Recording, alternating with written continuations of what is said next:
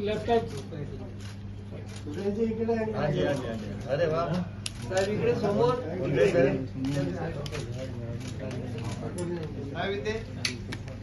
मुंडे जिंकले साहेब जरा सुनने मिलेगा इस शो में। सबसे पहले रसिक श्रोता माई बाप को बहुत बहुत नमस्कार।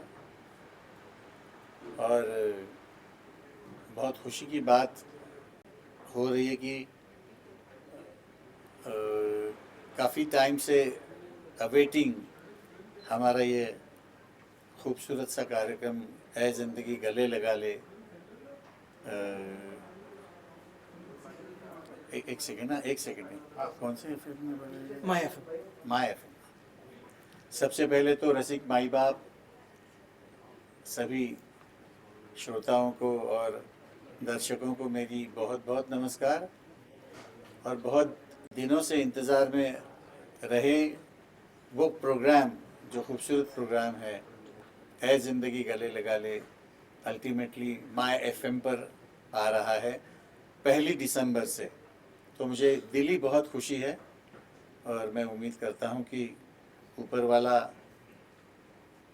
ये प्रोग्राम सक्सेसफुल करें और मेरे दर्शक जो हैं और जो सुनने वाले हैं वो भी इसको पसंद करें, यही भगवान से प्रार्थना करूँगा। मैं कुमार भाई का बहुत बहुत आभारी हूँ कि उन्होंने स्टूडियो रिफ्यूल में ये कार्यक्रम प्रोड्यूस किया है और आपको बहुत अच्छा लगेगा। क्यों? बिल्कुल। मज़े की बात यह है कि सुरेश जी एक लेजेंडरी आर्टिस्ट हैं।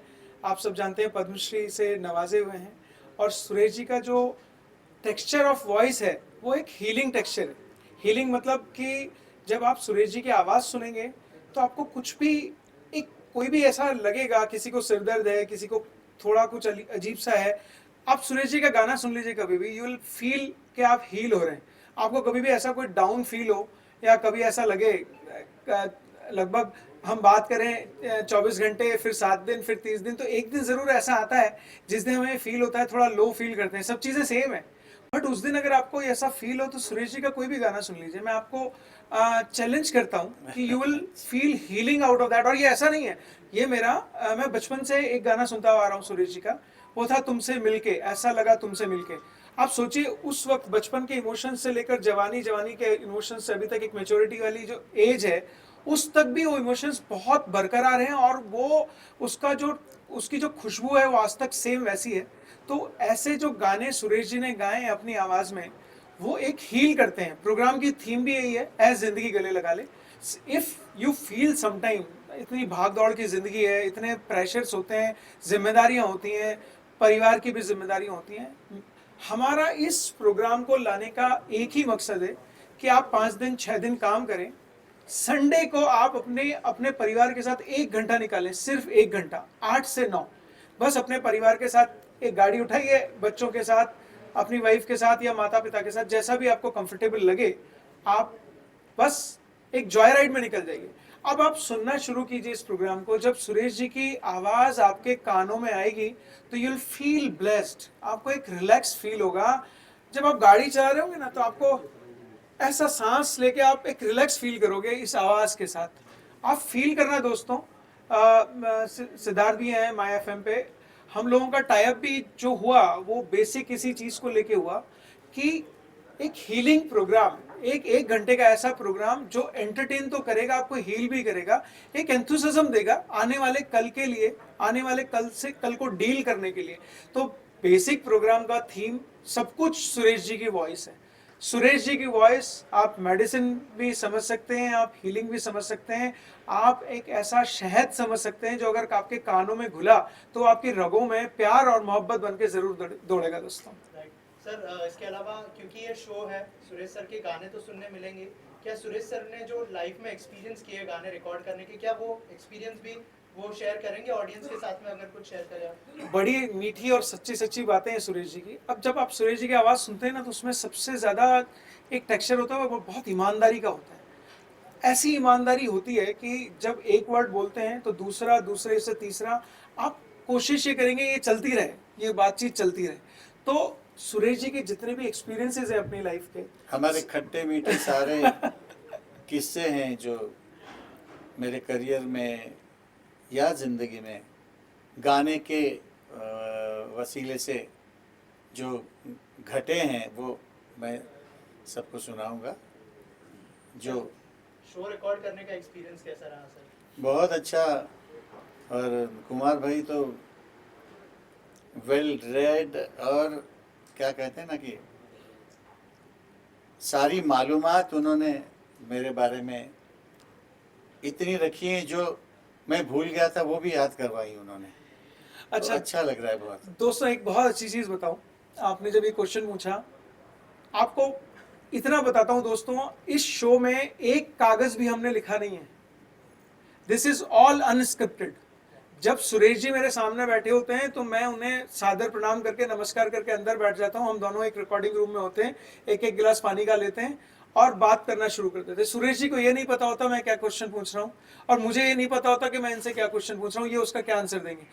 ही इज नॉट प्रिपेयर्ड कि मैं क्या क्वेश्चन पूछ रहा हूँ, मैं प्रिपेयर नहीं हूँ कि क्या आंसर देंगे। सो it is straight from the heart. कोई उसी में एक्चुअली उसी में मज़ा है कि आप सोच के फिर बहुत उसको क्या बोलते ना, मलाई लगा के शहद लगा के बोलेंगे। एक्सटेम्पोर जब आता है तो धाड़ करके जो भी सही बात होती है वो निकलती है, वो अच्छी हो क्रूड हो, मगर सही बात कहने का मज़ा आता है। जो बिना लिखा हुआ बिना सोचा हुआ करते हैं तो बहुत अच्छा लगता है। एक भी सवाल, एक भी क्वेश्चन इस पूरे शो के अंदर स्क्रिप्टेड नहीं है। It is all non scripted. चलेगा? सो द थिंग्स, पहला सबसे सच्ची चीज मेरा ये मानना है, देखो दोस्तों, बिजनेस जब हम करते हैं तो दिमाग का इस्तेमाल बहुत ज्यादा करते हैं, जब हम मोहब्बत करते हैं तो दिल का इस्तेमाल करते हैं। ये मोहब्बत है, दिस इज प्योर मोहब्बत। सुरेश जी जब आप इस शो को सुनेंगे तो मैं अभी बहुत ज़्यादा रिवील नहीं करना चाहता, मैं चाहता हूँ आप लोग खुद सुने। आप जितने लोग हैं, आप अपनी फैमिली के साथ संडे को जाएं, ईमानदारी से बेइंतहा काम करें। मंडे टू फ्राइडे सैटरडे आप बेइंतहा काम करें। सिर्फ संडे को 8 से 9 के बीच में एक जॉय राइड पे जाएं अपनी फैमिली के साथ, बच्चे के साथ, वाइफ के साथ, जो भी आपका प्यारा अपना आपका है, आप जाएं और सिर्फ सुरेश जी की वॉइस का टेक्सचर सुने उस प्रोग्राम में, वो गाने सुने। ऑब्वियसली वो गानों का भी एक थीम है। अब जैसे वो अपन इंटेंसिव केयर में चले जाते हैं तो वो पहले कौन सी मेडिसिन देते हैं, फिर कौन सी मेडिसिन देते हैं, तो this is called intensive care. आपका 1 घंटे का इंटेंसिव केयर है जिसमें आप सबसे महत्वपूर्ण है, आपकी जिंदगी सबसे महत्वपूर्ण है। आप क्या सोच रहे हैं, कहाँ पे आप हैं। मेरा भी और सुरेश जी का ये मानना है कि आपके अंदर अपने आप को कंट्रोल करने की सारी पावर्स है। स्थिति सब सेम रहती है, बस आपका सोचने का तरीका बदल जाता है, उस चीज को डील करने का तरीका बदल जाता है। चीज सब कुछ सेम है, आप ही उसको बदलते हैं, आप ही उसको सोचते हैं और आप ही उसको करते हैं। सिर्फ और सिर्फ समय का फर्क होता है। मेरा मानना यह है कि जब आप कोई भी कठिनाई में होंगे, ऐसा है नहीं कि कोई भी कठिनाई में नहीं है, एवरीबडी, ये बहुत बड़ा बेसिक है लाइफ का कि आप अगर जी रहे हैं तो कोई ना कोई कठिनाई भी होगी, कोई ना कोई अच्छाई भी होगी। ये वही स्रोत है, ये वही एक ऐसा पवित्र स्रोत है कि आप इनके गाने, इनके आवाज़ और इन सब चीज़ों को इस पूरी इंटेंसिव केयर में रहेंगे तो you'll फील बेटर। आप ब्लेस्ड समझेंगे अपने आप को कि यस वी आर समथिंग। आपको एक एनर्जी मिलेगी। सुरेश जी का एक एक वर्ड इतनी एनर्जी देता है कि अगर संडे को आपने वो एनर्जी ली तो 7 दिन चलेगी। अब 7 दिन के बाद आपको उसकी आदत हो जाएगी, अब आदत हो जाएगी तो आप नेक्स्ट संडे को जाएंगे। So this is the feel of this show and I am thankful to my FM, Abhishek, Siddharth, सब लोग हैं कि उन लोगों को उनका मैसेज आया, उनका फोन आया। आपके क्रिएटिव हेड का क्या नाम है मैडम का? कंकना। कहते हैं सर ये जो सुरेश जी का ये 10 मिनट का कन्वर्सेशन है ना, अब इसको कहीं से काटने का मन ही नहीं कर रहा, इसको एडिट कैसे करूं। प्रॉब्लम ये है कि सीमा तो है ही, 1 घंटे की सीमा है, 8 गाने भी बजाने हैं। अब इसको काटूं कैसे, मेरा मन नहीं कर रहा कि मैं कहीं से इसको काटूं या कुछ करूं।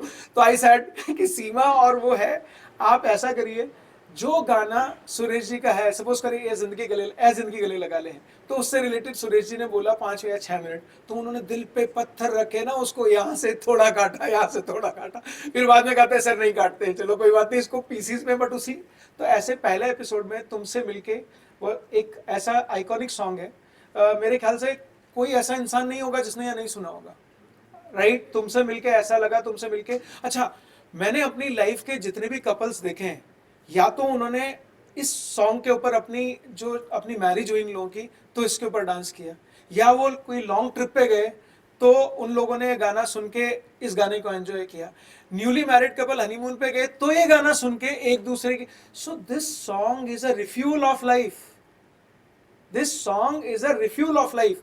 आप अपने अंदर वो जोश, वो एनर्जी सुरेश जी के द्वारा गाए हुए सॉन्ग्स से ले सकते हैं दोस्तों।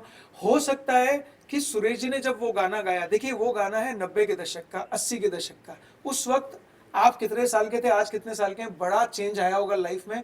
कई सारी चीजें जो आप समझ गए होंगे, कई सारी चीजें जो अभी भी समझनी बाकी है। जो समझ गए होंगे और उनसे डील कर रहे हैं तो उसमें भी ये गाने हेल्प करेंगे, और जो समझ नहीं आ रही है उसकी एनर्जी को रिगेन करने के लिए गाने आपको बड़े काम करेंगे। So it is a complete dose, complete healing process of 1 hour. I request you कि एक बार जस्ट इस जर्नी पर जाइए। मंडे टू फ्राइडे आप जैसे पहले काम कर रहे थे ना, और उसके अगले इस शो को सुनने के बाद जो काम करेंगे उसमें बहुत फर्क होगा दोस्तों। आपके अंदर एक शालीनता आ जाएगी, एक एग्रेशन खत्म हो जाएगा, एक आपको अप्रोच चेंज होना शुरू हो जाएगा आपके काम का, कि आप जिस भी चीज को आप डील कर रहे थे, किस एक ही चीज को हम अलग अलग तरीके से डील कर सकते हैं, बट आप एक अच्छे से डील कर पाएंगे क्योंकि आप चित्त और मन से शांत हैं। आप 8 से 9 अपनी फैमिली के साथ रहिए। देखिए फैमिली सबसे बड़ा सपोर्ट होता है लाइफ का, सबसे बड़ा। फैमिली से बड़ा कोई नहीं है। फैमिली इज ओनली दी, आपका अच्छे बुरे समय में फैमिली साथ है। अब एक तो आपकी फैमिली साथ है और सुरेश जी की वॉइस है, तो कितनी बड़ी कॉकटेल है। 20 ml और आपकी फैमिली आधा ग्लास, तो दिस इज समथिंग, एक बहुत प्यारा शहद है। मैं चाहता हूं आप अपने कानों से सुने और उसे दिल में उतारें। पता नहीं होता कि कौन सा गाना हिट होने वाला है या कौन सा गाना आगे नहीं चलने वाला है। कभी आपके साथ ऐसा महसूस हुआ है? काफी सिंगर्स ने बोला है कि आपको लगा कि ये गाना बहुत हिट होना चाहिए, लेकिन लोगों ने देखा ही नहीं, सुना ही नहीं, और कभी यूं ही गा दिया और वो बहुत बड़ा हिट हो गया। उस अनुभव को कुछ शेयर करना चाहेंगे आप? आपने आपके क्वेश्चन में उसका जवाब बहुत भी बड़ी दे दिया। जवाब दिया आपने, यस। क्योंकि काश ये पता चलता रिकॉर्डिंग के टाइम पे कि ये हिट होने वाला है, मगर वो पता नहीं कहाँ चला जाता है, मालूम नहीं। और जिसकी तरफ बहुत ज़्यादा ध्यान नहीं दिया जाता है संगीतकार की तरफ से या गायक की तरफ से, वो इतना हिट होता है कि आदमी सोच भी नहीं सकता है। मतलब ऐसा समझ लीजिए कि आपका हर प्रोग्राम उस गाने के सिवा कंप्लीट नहीं होता। तो ये तो किसी के हाथ में नहीं होता। उस गाने की कुंडली अच्छी होनी चाहिए। मैं इसको बहुत मानता हूँ कि वो गाना किस समय पे बना, कब रिकॉर्ड हुआ, किस फिल्म में आया, वो कैसे पिक्चराइज हुआ, उसकी कुंडली बन जाती है एक। और आपको मालूम है, अगर भविष्य को आप मानते हैं तो हमारी इंडस्ट्री में सबसे ज़्यादा भविष्य का काम चलता है। जिसका समय अच्छा हो, जिसकी कुंडली अच्छी हो, गाना कहिए, फिल्म कहिए, तो वो ना चाहते हुए भी चलेगा। तो ये किसी के हाथ में नहीं होता। अपना काम मेहनत से करना चाहिए, अपनी फुल एनर्जी उसमें लगानी चाहिए, तो भगवान तो सक्सेस दे ही देता है। ये गाना किस तरह से मिला आपको? इसके रिकॉर्डिंग का अनुभव, इसके लिए आपको कैसे पिच किया गया, इसको कुछ शेयर करना चाहेंगे? लोगों की बहुत जिज्ञासा है कि इस गाने को लेकर कि किस तरह से गाना पूरी तरह से निर्माण हुआ, बना है। एक्चुअली ये तो इस प्रोग्राम में आप इस सुनेंगे, एपिसोड में है सारी चीज़ें मैंने कही हुई है और आपको बहुत मज़ा आएगा। वो जैसे अभी रिवील करके उसका उस एपिसोड का मज़ा खत्म हो गया। कौन से गाने की बात कर रहे हैं? है जिंदगी।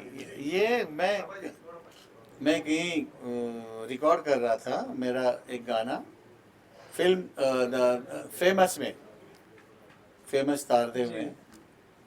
तो मैं रिहर्सल कर रहा था माइक पे, इतने में देखा मैंने उत्तम सिंह जी और केरसी लॉर्ड जी, और उनके पीछे एक छोटी सी मूर्ति, सफ़ेद कुर्ता और सफ़ेद शर्ट और लुंगी सफ़ेद पसम लगाया हुआ। तो वो अंदर आए तो उत्तम जी ने कहा कि सुरेश, ये मिस्टर इलैयाराजा जी हैं, साउथ के बहुत बड़े म्यूज़िक डायरेक्टर हैं, और मुझे कोई ऐसी ये कोई दिखावा नहीं या कुछ भी नहीं, मुझे मालूम ही नहीं था कि, क्योंकि मैंने मद्रास की तरफ की गानों को कभी सुना नहीं था, और उसकी वजह से ये मेरी क्या बोलते हैं ना कि बदनसीबी थी कि मैंने उनको मिलने के पहले उनको जाना नहीं था। मगर वो इतना बड़ा म्यूज़िक डायरेक्टर और एकदम सिंपल आए, मैंने उनको नमस्कार किया, रिस्पेक्ट दी। तो उन्होंने कहा कि इनके 3 गाने गाने हैं तुमने, फिल्म बन रही है और 1 हफ्ते में ये गाने रिकॉर्ड होने हैं, तो तुम परसों रिहर्सल के लिए आ जाओ। जब मैंने पूरा उनका रंग ढंग देखा काम करने का, हारमोनियम ऐसे बजती थी उनके हाथ में जैसे पानी बह रहा है। फिर उनके बारे में मैंने पढ़ा तो मालूम चल गया कि उन्होंने थाउजेंड्स ऑफ साउथ की फिल्में की हुई है और बहुत ही बड़े म्यूजिक डायरेक्टर। तो उत्तम जी ने कहा कि कोई भी लाइन है वो ज़्यादा से ज़्यादा 2 बार तुमको बताएंगे वो, तो तुम्हारा पिकअप जो है वो बहुत अच्छा रखना और ध्यान देना। तो ऊपर वाले का आशीर्वाद, थोड़ा सा सरगम वगैरह लिख लेता हूँ, तो बहुत अच्छे से मैंने गाने पिकअप किए उन्होंने, और बड़े खुश हो गए वो। उसके बाद 2-3 फिल्मों में उनके लिए मैंने गाया। तो ये ऐ जिंदगी गले लगा ले एक ऊपर वाले के आशीर्वाद से बहुत ही फिनोमिनल गाना रिकॉर्ड हुआ था। और देखिए उस वक्त कहाँ मालूम था ये गाना मुझे, वो गाना पिक्चर क्या रिलीज होने के बाद बोल भी नहीं मालूम, मुझे बोल भी मालूम याद नहीं थे। करीब फरमाइशें आई काफी जब सारी। फरमाइशें आने लग गई उस गाने की, और जब मैंने गाया तो वही गाना 2-2 बार गाना पड़ता है मुझे आज भी स्टेज पे। तो इसको कहते हैं पॉपुलैरिटी। तो वो तो ना राजा साहब को मालूम था ना मुझे मालूम था। तो ये उसकी कुंडली अच्छी थी, लोगों ने पसंद किया। सबसे ज़्यादा बोल और किस सिचुएशन पे वो रिकॉर्ड हुआ, पिक्चराइज हुआ है, इसका भी ज़्यादा महत्व होता है उसमें। इम्पोर्टेंस तो वही होती है, तभी जाके दो लोगों के दिल में लग जाता है। इसमें एक चीज और है सर, देखिए ये 80-90 के दशक की बात है। उस टाइम पे इतने रिसोर्सेज नहीं थे, सिर्फ रेडियो एक रिसोर्स था और या मूवी एक रिसोर्स था। मेरे ख्याल थिएटर आप जाएंगे तो मूवी देखने के लिए, गाना वायरल होना, आज की डेट में आप सुबह लॉन्च करिए और शाम तक वायरल हो जाएगा। आप डेटा बताएंगे 4 करोड़ लोगों ने देख लिया, 5 करोड़ लोगों ने देख लिया, लेकिन उस वक्त सिर्फ क्वालिटी, उस वक्त ये अवेलेबल नहीं था। हाँ हाँ, जैसे टीवी पे बार बार दिखाया जाता है, तो ये हमारे उस वक्त ए जिंदगी के टाइम पे वो सब अवेलेबिलिटी नहीं थी। अब तो एक गाना 6-6 महीने पहले से ही बजाते हैं तो वो वैसे ही पॉपुलर, वैसे ही वायरल हो जाएगा। आप सिर्फ देखिए क्वालिटी के बेस पे, और इस उम्दा, कितना उम्दा म्यूजिक था इलैयाराजा साहब का। मैंने अब जब आप सुनेंगे ये प्रोग्राम तो संगीत के भगवान आए हुए हैं। सुरेश जी ने उन्हें ऐसे ही प्रेजेंट किया है। जब सुरेश जी ने फर्स्ट टाइम उन्हें देखा तो वो सफ़ेद कुर्ता धोती भस्म लगाए हुए, सुरेश जी को तो लगा भगवान है इस इंडस्ट्री के। अब आप देखिए वो गाना एक अमृत की तरह है। किसने लिखा?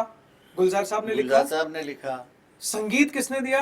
आपको यह पता नहीं चलेगा कि वो कैसा प्लेनेट है कि जब इलैयाराजा साहब का एक म्यूजिक चल रहा है, दूसरा कौन सा इंस्ट्रूमेंट आने वाला है, वो किस जगह पे है, और सुरेश जी किस लय में गा रहे हैं। आप सोचो कितना बड़ा अमृत है। वो मंथन था पूरा, और वो मंथन होने के बाद जो अमृत निकला वो गाना निकला, इसलिए वो हिट हुआ। उस टाइम पे हमारे पास कोई सोर्सेज नहीं थे कि हम उस गाने को वायरल कर दें। उसकी अपनी उसकी गाने की इतनी पावर थी, वो पावर हाउस था। गाया किसने? सुरेश वाडकर साहब ने। संगीत किसने दिया, इलैयाराजा साहब ने, और लिखा किसने, गुलजार साहब ने। सोचो त्रिवेणी, ये संगम सिर्फ आपको या तो वहां मिलेगा या ये उस गाने में था। और राजा साहब जैसा म्यूजिक डायरेक्टर मेरे हिसाब से पूरी इंडस्ट्री में नहीं है आज भी। गुण को अगर नापा जाए तो ऐसा म्यूजिक डायरेक्टर इलैयाराजा साहब है या मेरे दादू है रविंद्र जैन जी, ऐसा म्यूजिक डायरेक्टर इंडस्ट्री को नसीब नहीं होगा। है जिंदगी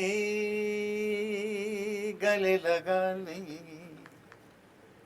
हमने भी तेरे हर एक गम को गले से लगाया है ना ऐ जिंदगी।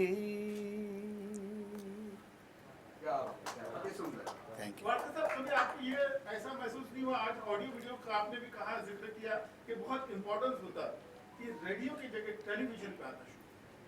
हाँ, ये आपने बड़ा अच्छा, ये अब आप लिख लीजिए, प्रेस कॉन्फ्रेंस नेक्स्ट जो होगी ना वो टेलीविजन के लिए होगी और सुरेश जी आएंगे। नेक्स्ट जो प्रेस कॉन्फ्रेंस होगी ना, अभी ये बस नेक्स्ट मेरा यही है कि सुरेश जी के साथ मैं एक शो करता हूँ वो टेलीविजन पे, ठीक है, पॉडकास्ट होगा उसका, बट ये मैं आज डिस्कस करके आपको बताऊंगा। मगर एक चीज है ना भैया कि हर वक्त आप टीवी के सामने तो होते नहीं है। गाड़ियों में आते जाते कितना रेडियो सुना जाता है सारी दुनिया में। मैं ऊपर वाले के आशीर्वाद से सारी दुनिया में जाता हूँ शोज के लिए।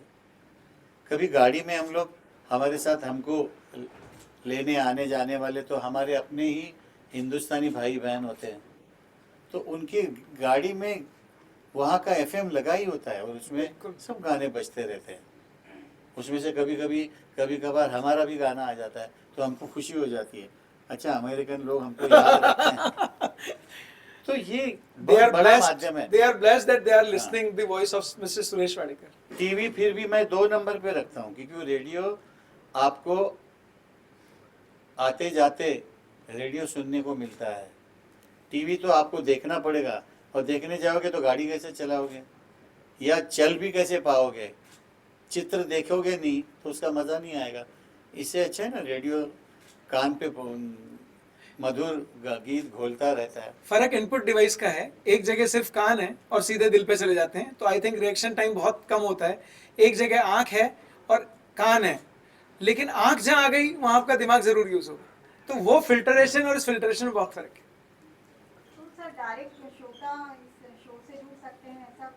नेक्स्ट एपिसोड में, फर्स्ट एपिसोड, बिल्कुल फर्स्ट एपिसोड जो है वो एक रिकॉर्डेड ऑलरेडी है।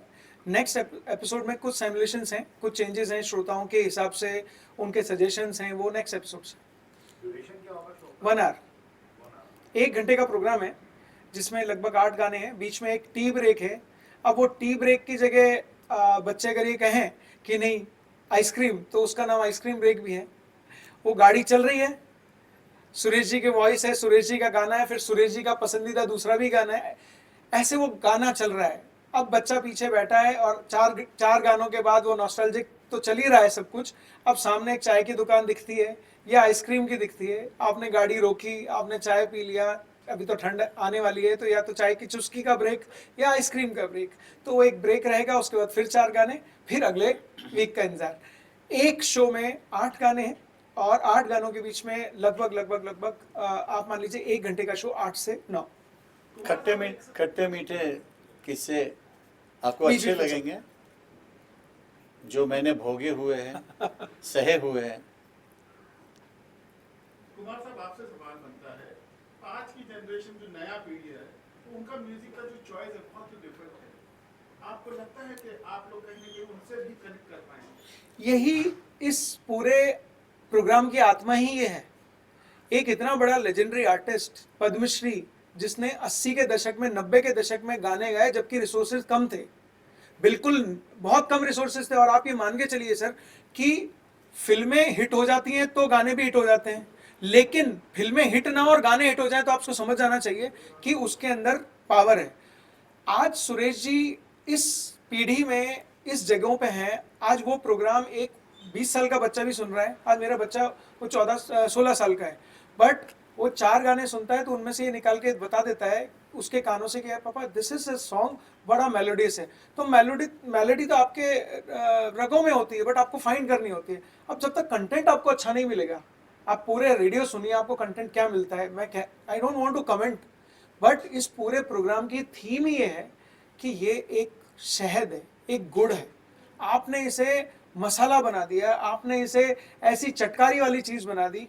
तो संगीत एक आत्मा है दोस्तों, संगीत एक ऐसी मेडिसिन है जो आपके हर घाव को हील कर सकती है। और उसमें भी एक ऐसा डॉक्टर, एक ऐसा गुड़ पीढ़ी का डॉक्टर अगर आपको डोज दे ना, तो आई थिंक वो आपको लेनी चाहिए। तो वो ही थीम है कि आज की पीढ़ी को वो दौर वापस लेके आया जाए कि भाई ये संगीत की आत्मा थी और इसी को बेस बनाते हुए हम आगे चलना चाहिए। और अभी आप देख ही रहे हैं ना, करण अर्जुन फिर बन रही है। सुभाष जी ने कल ही कोई पिक्चर अनाउंस की है जी। तो इसका रीजन क्या है? उन्होंने ये ताड़ा होगा ना, एक्सपीरियंस किया होगा कि नई जनरेशन की क्या पसंद हो रही है। नहीं तो कौन इतने करोड़ों रुपए लगा के फिर वो फिल्में बनाएगा। तो ये, और वैसे भी भैया दुनिया तो गोल है, जहाँ से शुरू होगी वहाँ वापस तो आना है उसने, तभी तो कंप्लीट होगा ना वो। बिल्कुल। और सर्कल कंप्लीट करना हर एक के नसीब में होना चाहिए, तब वो बीच बीच के जो भी एक्सपीरियंसेस है उसको वो कंपेयर कर पाएगा कि नहीं भाई वो जो जहाँ पे आके मेरा जो गोल कंप्लीट हो गया है वो बेस्ट टाइम था, वापस आ गया है। आने दीजिए, जितने भी टाइम आते हैं वो आके चले जाएंगे, मगर जो हमने पहले एक्सपीरियंस किए हुए वो वापस आते हैं तो उसका आनंद दोबाला हो जाता है। कुमार जी, मेरा सवाल एक आपसे है कि हमारे पास लीजेंडरी पद्मश्री सुरेश वाडकर साहब जैसे सिंगर है, इसके बावजूद जो नए फिल्म निर्माता है वो इस तरह के मतलब नगीने को पहचान, बहुत बड़ी मिस्टेक है उन लोगों की। They are not blessed, they are not blessed दोस्तों। अपॉर्चुनिटी हर दरवाजे पे नॉक करती है, हर दरवाजे पे। मैं एक प्रोड्यूसर हूँ, मेरे जैसे 1000 प्रोड्यूसर हैं, उनके दरवाजे पे भी ये नॉक हुआ था। आपको डिपेंड करता है आप कितनी दूर देख सकते हैं। आप उस दरवाजे के पीछे क्या है, ये 50 mm की एक लकड़ी है, 100 mm की एक चट्टान है, उसके पीछे क्या है?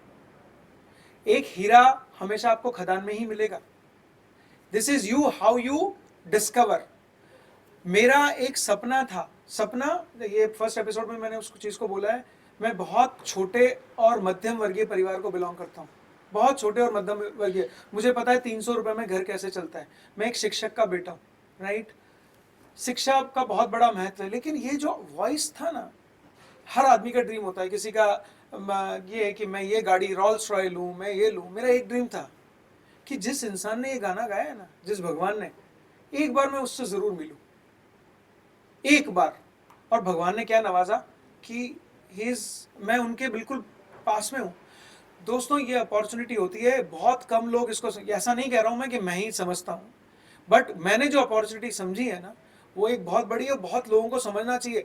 इंडस्ट्री में काम रोक देना ये बहुत बड़ी भूल थी उनकी, उन लोगों की बहुत बड़ी भूल थी। मैं नाम किसी का नहीं लेना चाहता। आज जिसने 10,000 गाने गाए हैं उसके 10 गाने हिट हैं, और जिसने 40 गाने गाए हैं उसके 20 गाने हिट हैं। आप रेशो समझ सकते हैं इस चीज़ का क्या होगा? This is quality, this is only the quality. Industry से मुझे कोई गिला शिकवा नहीं है, लेकिन ये गोला है एक, जिस गोले में जो आ गए बस वो ही रह जाते हैं। इस गोले को भेदना बहुत मुश्किल है। ये चक्रव्यूह है किसका? आपने ये चक्रव्यूह पहले भी पढ़ा होगा, लेकिन आज वी आर ब्लेस्ड कि हमने इस चक्रव्यूह को भेदा। हमें फाइनेंशियली या कुछ, सुरेश जी की वॉइस करोड़ों लोगों तक पहुंच जाए, मेरा इससे बड़ा कोई एम नहीं है। अगर पहले एपिसोड में, मेरे ख्याल माई FM की लिसनरशिप 7 CR है, 7 करोड़ लिसनरशिप है इन लोगों की, 30 सिटीज में और 7 स्टेट्स में ये लॉन्च हो रहा है। इतना कैपेबिलिटी भगवान ने, ईश्वर ने दिया। और जो ईश्वर हमारे साथ है, ईश्वर हमारे साथ हैं आवाज से भी और सब चीज़ों भी। अगर ये 7 करोड़ लोग सुन लेंगे ना दोस्तों, तो 7 करोड़ के परिवार घर पे जाके एक अच्छा एनवायरनमेंट लेके आएंगे, अच्छा एनवायरनमेंट। जिन लोगों ने छोड़ दिया, जो लोग नहीं कर पाए, वो अपॉर्चुनिटी नहीं समझ पाए, touch wood, I am blessed that I got that opportunity to associate with Suresh. नहीं, मैं इसका एक अलग से छोटा सा जवाब है कि एक जो लीडर होता है, समझ लीजिए बहुत बड़ा म्यूजिक डायरेक्टर, अगर हमारे यहाँ की जो पद्धति है कि उस म्यूजिक डायरेक्टर को बाकी के म्यूजिक डायरेक्टर फॉलो करते हैं, अगर उसने आपके बारे में कुछ बोल दिया तो जैसे स्टैंप लगता है ना, यस, ये बहुत बुरा एटमॉस्फेयर तैयार करते हैं। फिर ये नहीं होना चाहिए। अगली भी जनरेशन हमारी आ रही है, अगर आपको उसके साथ काम नहीं करना है तो मत करिए, मगर उसके बारे में कुछ गलत मत बोलिए, नहीं तो बाकी के लोग फॉलो करते हैं उसको। बिल्कुल। और जैसे एक भेड़ आगे चलता है तो उसके पीछे हजारों भेड़ चलने शुरू हो जाते हैं। तो इस चीज़ का ख्याल हर म्यूजिक डायरेक्टर ने रखना चाहिए कि भाई तुमको काम नहीं करना है किसी के साथ, मत करो, मगर तुम फैलाओ मत। अगर एक अच्छा कोई काम करने वाला, मैं छोड़िए, मेरे से भी अच्छा काम करने वाले लोग हैं, उनके करियर के ऊपर बड़ा असर हो जाता है उसका। या आपको उसका गाना समझ में नहीं आया होगा तो वो आपकी खामी है, मगर बाकियों के दिमाग में क्यों डालते हो? और कितनी खराब बात है ये। और हमारी पूरी इंडस्ट्री में यही कुछ चलता है, इसीलिए हमारी इंडस्ट्री बहुत ज़्यादा पनपती नहीं है। आपने हिस्ट्री से देख रहे होंगे, कोई राज नहीं कर पाता। 2000 फिल्में बनती है अगर साल की, उसमें से 6 चलती हैं, तो आपने क्या पा लिया उससे? अगर हर इंसान का आशीर्वाद, मैं अभी थोड़ा सा आध्यात्मिक लाइन पे जा रहा हूँ, अगर हर इंसान का आशीर्वाद ले लो तो 2000 में से 1700 फिल्में चलनी चाहिए। बिल्कुल। तब ये इंडस्ट्री फ्लोरिशिंग है, ऐसा बोल सकते हैं। ये इंडस्ट्री शुरू से ही फ्लोरिशिंग है नहीं है। बिल्कुल। कोई 3 आदमी फिल्म बनाते हैं, वो भी हम लोग बोलते हैं ना कि एक आदमी रोल्स रॉयस लेके आया, वो बॉम्बे में चलाने लग गया, चौथे दिन वो नरीमन पॉइंट के पास खड़ी हो गई, चल ही नहीं रही थी। तो रोल्स रॉयस का तो मैकेनिक डायरेक्ट वहाँ से आता है, वारंटी होती है। उसने बोला कि बोनेट खोलो बोला तो खुला और देखा तो इंजन ही नहीं है उसमें। तो मालिक बोलता है कि ये 6 दिन चली कैसी? बोलते रेप्यूटेशन पे चली है। इससे बड़ा एग्जाम्पल कोई नहीं हो सकता सर, इससे बड़ा तो जिसका रेप्यूटेशन है उसकी फिल्म चलती है, तो बाकी के क्या करेंगे यार? यही होता है इस इंडस्ट्री में। हमारे पब्लिक को भी ये ध्यान में आना चाहिए कि छोटी से छोटी भी फिल्म बनी है तो उसको देखो, उसको एप्रिशिएट करो।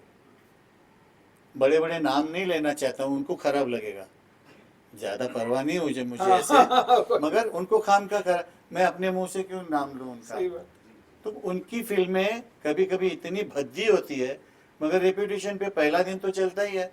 तो अगर पहले दिन पूरे शोज गए पूरे भारत देश में, तो उसकी तो हिट हो गई ना फिल्म। बिल्कुल।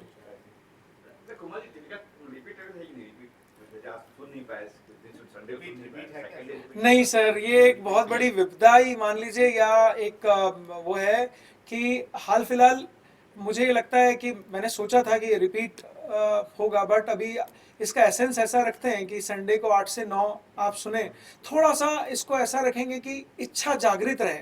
मतलब एक जिसको कहते हैं ना, एक डिमांड, एक देखो मैं एक बहुत अच्छी बात बताता हूँ सर आपको ये ध्यान होता है इनविटेशन कार्ड आया है और उस दिन उस फलाने की शादी है, राइट?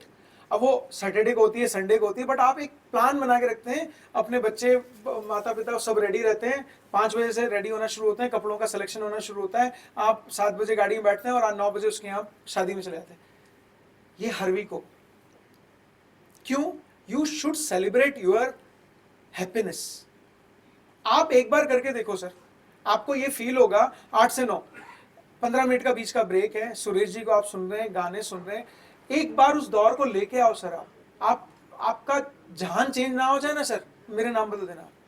मैंने इस चीज को, ये साइकोलॉजिकल एक छोटा वर्ड है इसके लिए, इट इज अ टेस्टेड।